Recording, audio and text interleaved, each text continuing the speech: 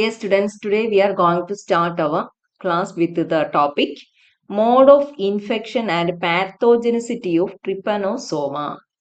Trypanosoma, we know it is a protozoa, belongs to the genus Trypanosoma, and it causes a disease called sleeping sickness or otherwise called African trypanosomiasis. There exist three subspecies in this genus. They are Trypanosoma brucei its distribution is in Western and Central Africa. Then Trypanosoma brucei it is distributed in Eastern and Southern Africa. Third one, Trypanosoma brucei. It is not pathogenic to humans. So this one is not harmful to humans. So let's see each subspecies separately.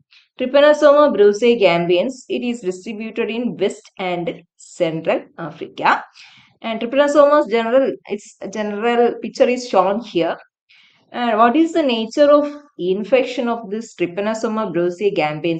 It is responsible for around 95% of sleeping sickness cases. And those infected persons, they can stay without any symptoms for many months to years. And when the moment that infection is detected, it would be in that stage, means it is such an advanced stage beyond the level of treatment, and by that time their central nervous system may also get affected. Then next one, Trypanosoma brucei it is distributed in Eastern and Southern Africa. And regarding its infection, it caused the 5% cases of sleeping sickness cases, and it caused acute infections. Next thing, that symptoms of the disease caused by this subspecies, it appears within few months or weeks after the infection. Now, it doesn't take that much time to reflect the symptoms when compared to the first subspecies. And the disease spreads rapidly and invade the central nervous system. That's why it was mentioned that its infection is so acute. Next subspecies is Trypanosoma cruzi. It is distributed in about 21 Latin American countries, and it caused the disease. Its name is American trypanosomiasis or Chagas disease. And this causal organism is a different species when compared to that of the African one causing this disease. And the last one is Trypanosoma rangeli. It is a non-pathogenic trypanosoma found in the blood of man in Venezuela and Colombia. Next, we are going to understand the mode of infection and pathogenicity of Trypanosoma gambiense species. Regarding its systematic position, it is found in the phylum Protozoa. Its subphylum is Plasmodroma, class Mastigophora, order Protomonadina, family Trypanosomidae, genus Trypanosoma, and species Gambiens. Trypanosoma gambiens. What is this species? It is a protozoan. It is a protozoan and also a hemoflagellate. That means it lives in the blood, inhabit in the blood, that we can see here. Mostly they inhabit in the blood, and also they possess long flagella. So hemoflagellates endoparasite, that means it's found inside the body of man, where all other place it will reside in the lymph and also intercellular spaces of different tissues and organs of man. Then which are the reservoir hosts, means which are the hosts that it stores this protozoa? They are hogs, goats, cattle, and sheep. first report of this disease, this African sleeping sickness. It was first described by Atkins and Winterbottom. Atkins reported this disease in 1724 and Winterbottom reported this disease in 1803. But at those time, nobody recognized that this disease was caused by trypanosoma. And that causative parasite, this trypanosoma, it is described in human blood by Ford in 1901, and later that parasite is named as Trypanosoma gambians by Dutton in 1903. So we need to note all these names: Ford, Dutton, and Atkins and Winterbottom. Regarding the geographical distribution, it is mostly distributed in West and Central Africa between 15° north and 15° south latitude. And in the western part of Africa, it is mostly found between Senegal and Angola. Which are its endemic areas? Endemic areas is more found there. They are in Congo. That areas are Congo, Niger, and southern Sudan. Which is the main factor that determining its distribution? Means in the region which are abundant with this fly, this insect. This picture is shown here, Glossina palpalis. It is a vector. This fly is the vector carrier of this protozoa. Wherever this Glossina palpalis is abundant, then in that region, in all those regions, this trypanosoma is very much distributed. Okay, this is the life cycle of Trypanosoma gambians. What type of parasite? It is a digenetic parasite. Digenetic parasite means it completes its life cycle in two hosts. The definite host or the primary host is human beings, and the secondary or intermediate host is testis fly or Glossina palpalis. Let's have a glance about its life in human. In man, it exists as a trypomasticoid form. Trypomasticoid form means flagellated form, flagellated state. So in human, it freely lives in the blood of man, in intercellular spaces of lymph nodes, and also in brain. And in later stages, they will appear in the cerebrospinal fluid and spinal cord. So what is the appearance of this parasite in man's body, in his blood? It is an elongated spindle shape. We can see here. Elongated spindle shaped unicellular protozoan. What is its length? 15 micrometer to 30 micrometer in length. And breadth-wise, it varies from 1.5 micron to 3 micron. We can just understand some other features of this parasite. And the posterior end is blunt, while the anterior end is pointed. We can see here, posterior end. This is the posterior end. Posterior end is blunt, while the anterior end is pointed. And we can see a single large oval nucleus lies in the middle of the body with a central karyosome. Then what is this karyosome? Karyosome means they are chromatin material that present inside the nucleus when the cell is not undergoing meiotic division. So simply it is the chromatin material that present inside the nucleus. So that is karyosome.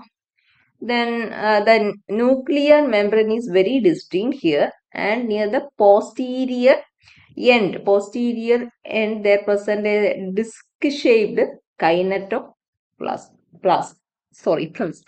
Disc-shaped kinetoplast also present here.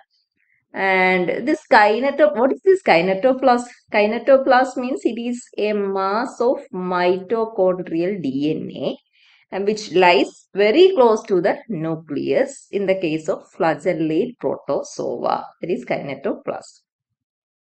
And the kinetoplast size is about 1 micron and it consists of a rod-shaped parabasal body and a small granule-like blepharoplast. Means blepharoplast is itself the basal body.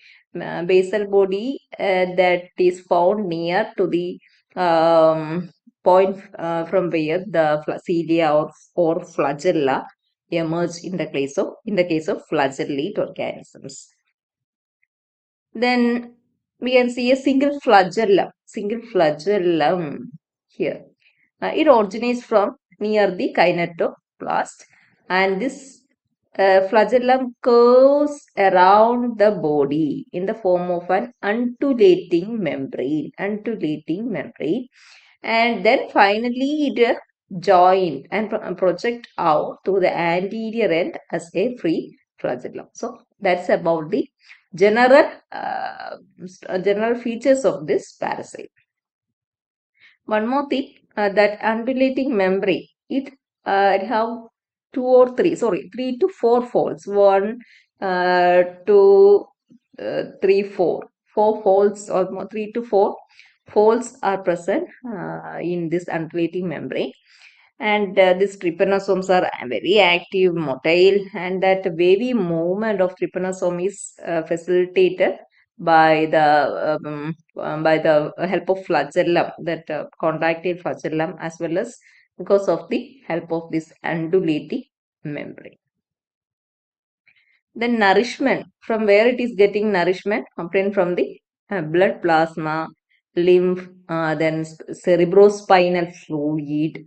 From all these places, it is getting nourishments. It's nourishment. Okay.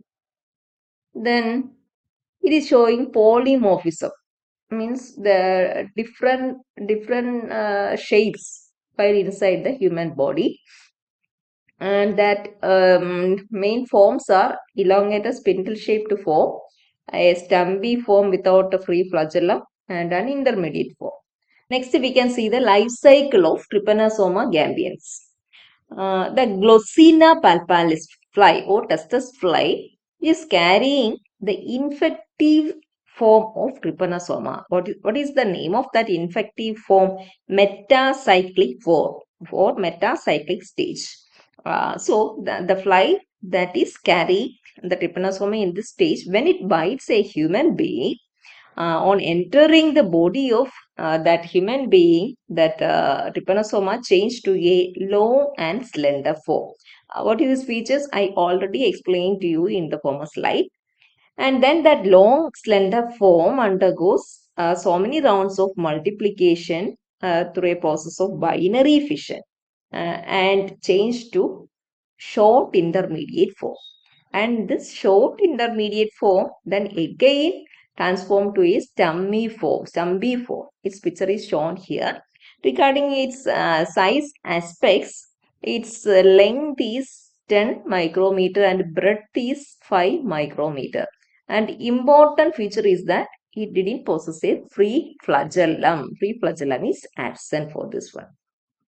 And this stumpy form then enters that human being's lymphatic system and bloodstream and results parasitemia. Parasitemia is the condition in which a person's blood contain numerous, enormous number of this trypanosoma parasite. And when it testis fly or Glossina palpalis, it comes and bite that human being. Then that parasite enters its body along with the blood that it feeds. And on entering its gut, that parasite again undergoes so many morphological changes and again converted to a long and slender form. Its picture is shown here. The main difference is that main difference from the stumpy form is that here it possesses the free flagellum, and also In this stage, that kinetoplast that located previously more posterior end, more posterior end of that parasite moves more closer to the nucleus, and also undulating membrane is here, but it is not that much prominent. And it continues its multiplication till the 15th day, and after the 15th day it migrates to the proventriculus of that fly. And then what is proventriculus? Proventriculus, it is that portion of the alimentary canal between the gut and crop. So it is somewhat similar to gizzard.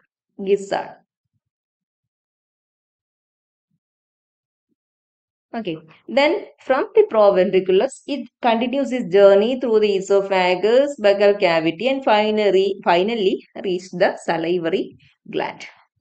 And on reaching the salivary gland, it attaches there using its flagellum and transforms to another form, epimasticoid form or critherial form. And it continues its multiplication for more 2 or 5 days, and will become the infective stage, that is the metacyclic form. And when that fly that is carrying this the parasite in this form bites a human being, then that man will get infected and the cycle will repeat. Okay. So that metacyclic form I'm just shown here, its appearance is somewhat similar to the stumpy form. The only difference is that it may or may not possess a free flagella. This is the picture showing the detailed aspects of the life cycle of this Trypanosoma gabiens. You need to follow according to the number, series of number. First stage, second, third, fourth, and testis fly is biting. Then what all changes it is undergoing inside the body of testis fly, and again biting that human being. So this is the detailed life cycle of Trypanosoma gabiens. Next is about the mode of infection. The mode of infection is inoculative type. Inoculative type means that infection happens when that fly bite a human being for sucking the blood. And while that time, that infective stage of that parasite is injected to the blood of that host, along with the saliva of the fly. And that parasite will reach the subcutaneous blood of the host. So the mode of infection is inoculative. Then regarding the pathology, what all effects will happen to our body as this parasite infect? The incubation period means it is the period or the time between the time of infection and the first appearance of the symptoms. Important pathological conditions are: first sign is restlessness, disturbance of the sleep, intermittent fever, then persistent headache. Edema means swelling, need. Dyspnea means shortness of breath, disturbed vision, then endometrious swelling around the eyes and joints, pain in joints, etc. In the early phase of the disease, there is general enlargement of the lymphatic gland, and that swelling later becomes firm and fibrous. As a next step, perivascular infiltration. Perivascular infiltration means WBC extrude out from the blood vessels. And as a result of that, it will psychic, motor, and sensory disturbance will happen. And also, as the infection proceeds, severe damage will happen to the perivascular connective tissues. How as the collagen fibers are disturbed, and also the fibroblast cells get destroyed. So or as a result of the destruction of collagen fibers and fibroblasts, severe damage to perivascular connective tissues happened in the course of infection. Then leukocytosis, increase in the number of WBC and anemia occurs. And also the gamma globulins level increase in blood, and it will give a high ESR, and also the serum aldehyde test, it give a positive result.